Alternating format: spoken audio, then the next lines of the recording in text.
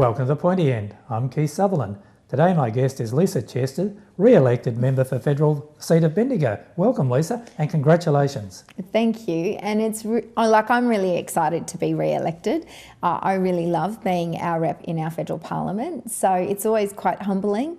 But it was a good election campaign. I thought that we were able to speak to a lot of people. It was a cold election campaign, and I'm really proud and excited by the result on the night. Well, you've done very well. You've increased your margin, so that's even better. But then there's a further honour that you've been elected to be assistant to the Shadow Ministry, and that's Minister for Workplace Relations, which is something you're very passionate about. And the other thing you're very passionate about is rural and regional Australia. So that obviously part of Bendigo. So you've got two portfolios that you're very passionate about, obviously well deserved because you've put in a lot of time in that first 3 years of your parliamentary session. So congratulations on that also. Thank you. And I have to say it wasn't expected. You're right, I really love these two areas, and in my role in Bendigo, really started to carve out that sort of advocacy in those spaces. I did get the opportunity to go north a bit to the Murray country to talk to farmers up there about the impacts, and discovered as I travelled round, a lot of what we experience in Bendigo and the Bendigo electorate is similar across the regions.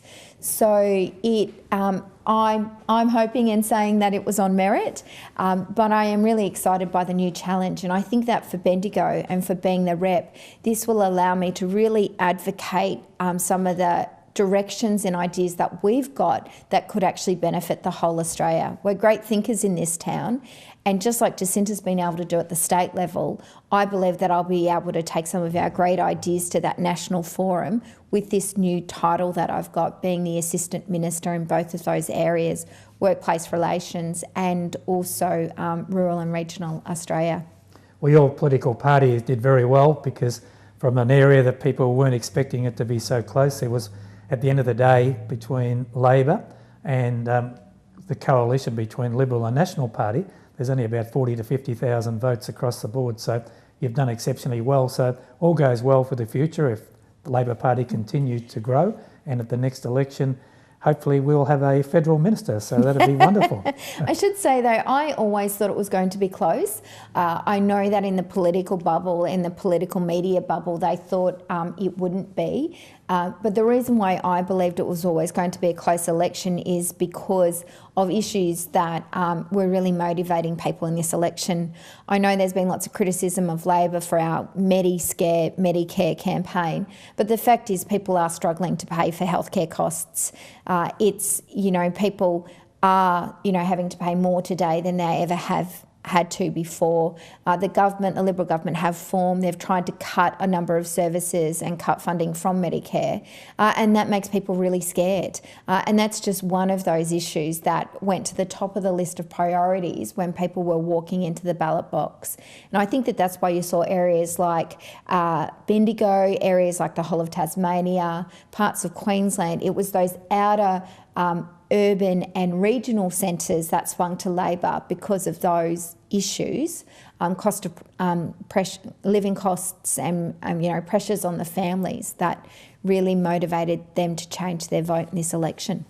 With that, because it was a very long campaign, as we know, far too long, 8 weeks, but you would have been communicating, not that you don't, you have your listening posts right throughout your parliamentary term. But at the end of the day, you're listening to a lot more people in that lead up to the campaign, and there were issues that came through, and as you said, resonating with the Medi-scare, as the media like to put it, but there was also on the other side, there was the negative gearing scare campaign. So it's not just one side of politics that are scaring, but were they the real issues that came through? You've mentioned a couple of them by talking to people, but were they the real things that were resonating with the public, that the scare of health, education? When you look at the priorities, education was down a bit, and health was up the top where you would expect because we all want to be a healthy community, but Medicare was up there as well. Obviously you'd made it very prominent, but were there other issues that really came through that you weren't expecting in that 8-week lead-up campaign? What happened in this election was there were a number of issues that different demographics were incredibly passionate about and wanted to see change.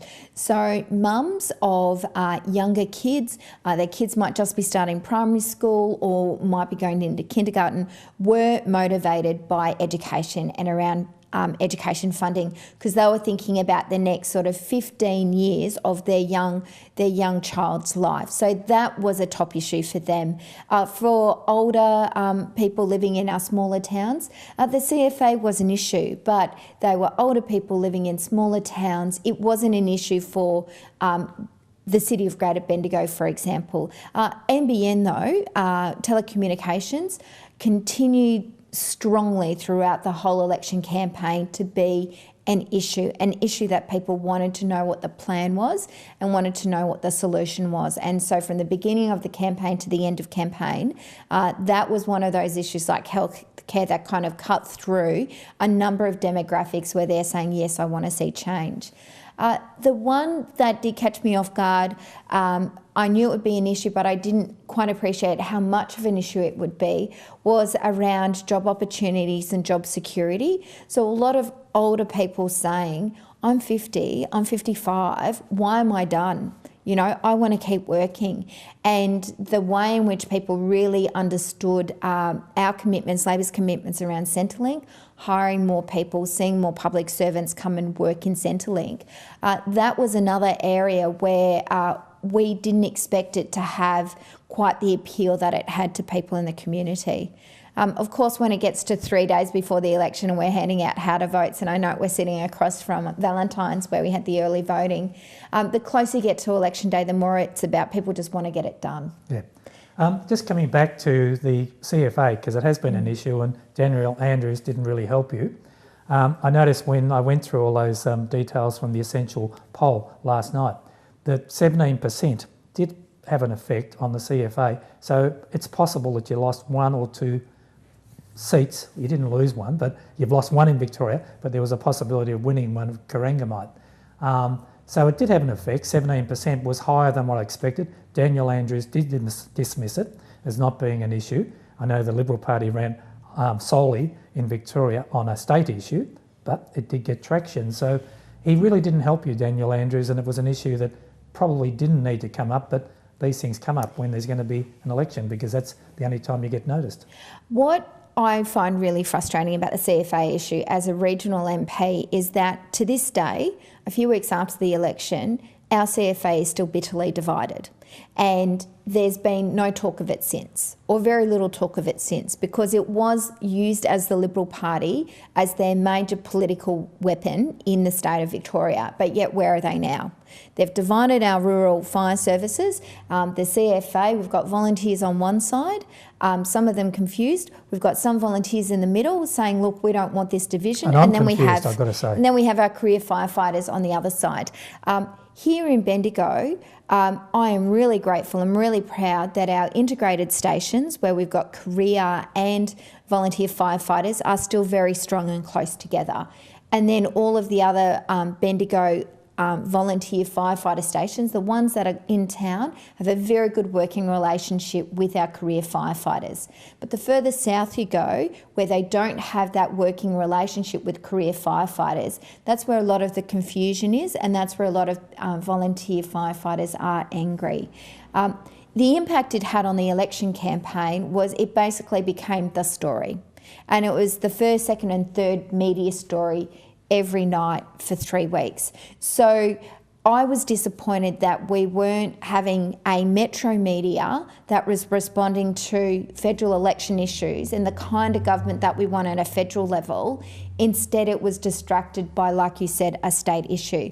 So it didn't really allow the people of Melbourne in the outer suburbs to really have a great discussion and debate with our media and with our community around the next federal government and what the focus should be.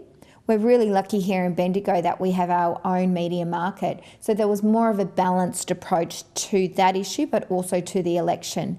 So we didn't have that blanket kind of all-consuming CFA coverage that happened in the metro area. Okay. And when you look at the demographics of who voted on the CFA issue, they are usually national voters or Liberal voters anyway. All right. Coming back to the local electorate, you've hit the ground running, as always, straight into it again. And I've noticed last few days that you've been involved with the upgrade to the tennis courts, chasing extra funding for the Kangaroo Flat pool, etc. So you're really straight into it straight away. What do you see are the other major areas for the Bendigo electorate that does need attention in this term of Parliament?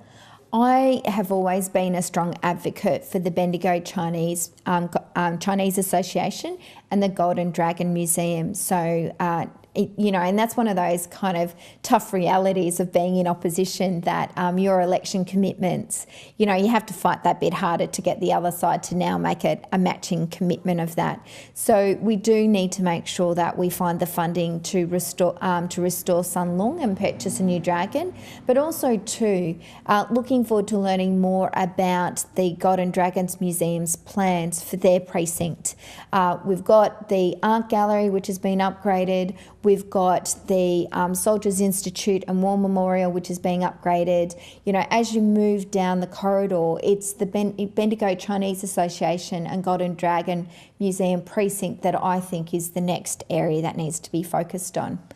Another area that kind of comes in and out of favour a bit is around industrial space, and I think that our local government, state government and federal government need to be doing more to attract industry to Bendigo, and we're up against it because there are some pretty aggressive councils out there with the support of their state government that really go in to win that extra industrial work. Another area for me is we have to really ramp up the campaign around the rollout of the NBN and telecommunications. It took this government 3 years to switch on 3 towers. They've just started the fibre to the node construction in Strathfield Say. The rate they're going, it might be a decade before we get decent NBN connectivity in our town. So sort of talking to stakeholders about how we can repackage it. Can we start to sort of target some campaigning? Should we focus on the CBD, for example, as fibre to the premises? Should we look at some easier kind of targets and wins? Yes, we should. Yes, because we know that NBN Co internally are acknowledging that fibre to the node technology is expensive because of the downgrading of the copper that we have. And we also know that the reason why it's taking so long to roll out in Bendigo, this is all sort of, it's not on the record, it's more off the record, but I think we should be telling people publicly, is our copper in our part of the world is so old and so degraded that there'd have to be significant copper upgrades with fibre to the node technology. The reason why they're installing it first in Strathfield Say is because it is actually one of the newest estates that we have. But in places like Kennington, in places like Flora Hill, I mean, residents there will tell you, and Eaglehawk, they'll tell you the moment it rains, there's no internet. It makes no sense, but don't get me started. Another issue that, what's your thoughts, and particularly your party's thoughts about the possible makeup of the Senate? Because sitting in that seat, I spoke to Richard Di Natale about why he voted with the Liberal Party, Liberal Coalition, I should say, for changes to the Senate. Now, we've got the changes to the Senate. Malcolm Turnbull shot himself in the foot by having double dissolution, in my opinion. And we've got more cross-senators now than he's ever had, so he has to deal with probably less people, with more parties. What's the thoughts on how you're going to deal with these sorts of problems from your Labor Party point of view? Well, first and foremost, the reforms were always a bad call. I don't believe that the Senate that we have is more democratic. Because it was 6 above the line and there were so many parties that contested, the results are messy, and I don't believe that, in the wash-up they will be more democratic. Some people are being elected on the smallest number of votes. The Greens have gone backwards, the Liberals have gone backwards, Labor has gone backwards. Part of that is because it was a double dissolution election, meaning the quota dropped, but also because of the new preferencing way and people sort of working out how that goes. I am concerned about the makeup of the Senate because I believe that we've given some very big personalities in Australia a very big megaphone, our parliament, to preach from. And I'm concerned that that could be the future way of some representatives in the Senate.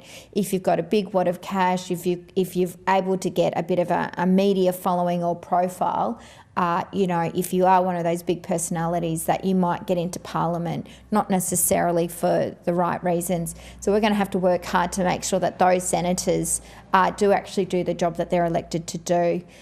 In terms of how Labor will work with them, the lower house doesn't really have a lot to do with the upper house on a day-to-day basis in the Senate. It's only if we're on committees together or if there's a particular area where we have crossover. Like the previous Senate, the government is going to need their support to get legislation across the line. We will be sort of considering each piece of legislation on its merits. But we're also not going to settle a lot, and that's the other thing that we're not really talking about yet. We've got a new government that's been formed, and in 6 months, Parliament will only sit for 6 weeks. It's crazy, and the thing is too that depending on what happens with Herbert, and I noticed last night that your Labor candidate was 35 votes up in that one, so that brings it back to 76 seats, providing the Speaker. So it's really back to a hung Parliament where you're pretty much 75 all. So it'll be an interesting term. It won't be just whitewashed what it has been for the last 3 years, and it'll be different. And that's where I'm disappointed that Parliament's not sitting for more weeks, because if we had more sitting weeks, then we could move private members' bills and get the support of the crossbenchers. And what's great about private members' bills is it becomes about the issue. And can you get the support of the floor of Parliament? It gives backbenchers in the government an opportunity get more actively involved. It's less of a rubber stamp for the government of the day. And I think that our Parliament and our democracy is weaker because we're only literally going to Canberra to work for 6 weeks. I would have liked to have seen us, with a bigger sitting schedule, so we actually had an opportunity to put forward a bill. Like, I could put forward a bill that calls on NBN Co to prioritise fibre to the premises for regional cities. And if I could get the support of my party and the crossbenchers, then that becomes legislation. Like, there's opportunities in a hung Parliament. Yeah.